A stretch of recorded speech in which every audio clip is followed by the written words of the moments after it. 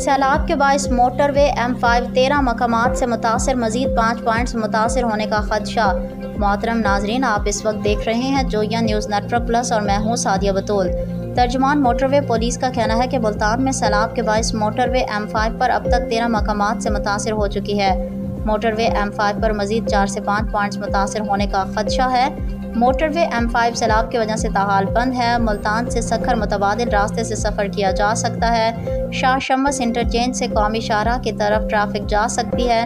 तर्जुमान motorway police का कहना है कि ओद शरीफ के रास्ते इंटरचेंज से दोबारा मोटरवे M5 पर सफ़र किया जा सकता है, जबकि सखर से मुल्तान M5 ओद शरीफ इंटरचेंज कौमी शाहराह पर सफ़र किया जा सकता है। मोटरवे पुलिस तर्जुमान के मुताबिक शेरशाह इंटरचेंज से दोबारा मोटरवे M5 को ज्वाइन किया जा सकता है। मोटरवे पुलिस सफ़र करने वालों की रहनुमाई के लिए मौका पर मौजूद है।